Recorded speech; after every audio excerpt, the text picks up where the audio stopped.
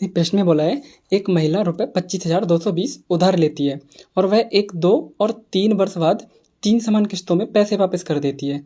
यदि चक्रवृद्धि ब्याज की दर 5% वार्षिक है तो प्रत्येक किस्त का मूल्य ज्ञात कीजिए। तो देखिए, आपको क्या फोकस रखना है, सिर्फ और सिर्फ आपको रेट पे फोकस रखना है। कितना परसेंट बोला है? 5%। तो 5% का जो आपका फ्रैक्शन वैल्यू होगा वो कितना होगा? 1/20। कितना होगा? 1/20। तो आप क्या कर लोगे? 20 से 21 कर लोगे इसको, है ना। तो इधर वाला आपका किस्त होता है, इधर वाला आपका राशि होता है ना। तो आपको वैसे नहीं करना है, वो आपको कंसेप्ट जो पता होगा आप ऐसे कर सकते हैं, पर मैं आपको यहाँ पे मल्टीपल लॉजिक बताऊंगा। तो इन्हें कहा प्रत्येक किस्त का मूल्य ज्ञात कीजिए। इधर वाला क्या होता है आपका किस्त, जैसे 21, अगली बार क्या करते हैं, इसका स्क्वायर कर देते हैं ना, 20 का स्क्वायर कर देते हैं, कितना हो जाता है? 400। और 21 का स्क्वायर कर देते हैं, कितना हो जाता है? 441 हो जाता है। कितना हो जाता है? 441। फिर हम क्या करते हैं, इन दोनों को बराबर करते हैं। तो आप क्या करोगे, जब आपसे किस्त ही पूछ रहा है तो आप या तो 21 का मल्टीपल देख लो, ये 441 का मल्टीपल देख लो सीधे, या तो इसका दो, जो बड़ी वाली वैल्यू होती है, या तो इसका 2 गुना 3 गुना मिल जाता है।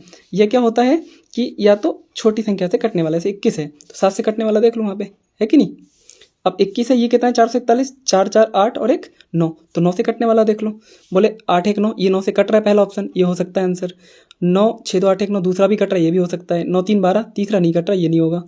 5 2 7 1 8, ये नहीं होगा। अब ये 2 ऑप्शन बची, 9 से कट रहे हैं। अब 21 है, 21 का मतलब 7 से कटने वाला देख लो। तो ये 81 है, वो 7 से कटेगा क्या? नहीं कटेगा, पर 7 से नीचे वाला कट जाएगा, है ना। तो आपका आंसर कौन सा हो जाएगा? 92 61 आंसर। तो कौन सा हो जाएगा आपका आंसर? 92 61 हो जाएगा। ठीक है, अगला प्रश्न करते हैं। ये वाला सेम प्रश्न ही आपको करना है, ऐसे ही अगला प्रश्न मैं कराता हूँ।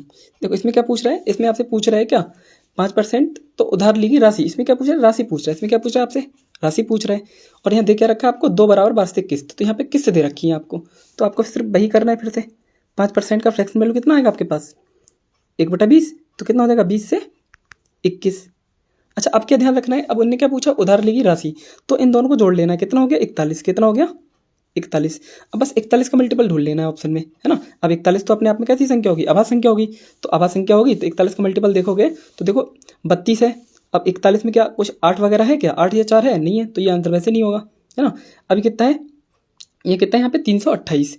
328 है। तो देखो अगर मैं क्या करूँ, 41 में अगर मैं 8, इसका 8 गुना लग रहा है ना, इसका सीधे सीधे इसका गुना करूँ तो 8 एकम 8 और 8 चौक 32, 328 हो गया ना। 41 8 328। तो आंसर कौन सा हो जाएगा आपके पास? 3280 आंसर हो जाएगा। ठीक है, तो ऐसे ही आप मल्टीपल ढूंढ सकते हैं। अगर मान लो 41 से कोई सम संख्या होता, जैसे मान लो आपके पास कितना होता, आपके पास 26 होता, तो आप 13 और 2 का मल्टीपल देख सकते थे, है ना। तो ऐसे ही मैंने एक सेम प्रश्न दिया है, वो आपको करना है। ये वाला प्रश्न आपको करना है, इसका आंसर आपको कमेंट में देना है।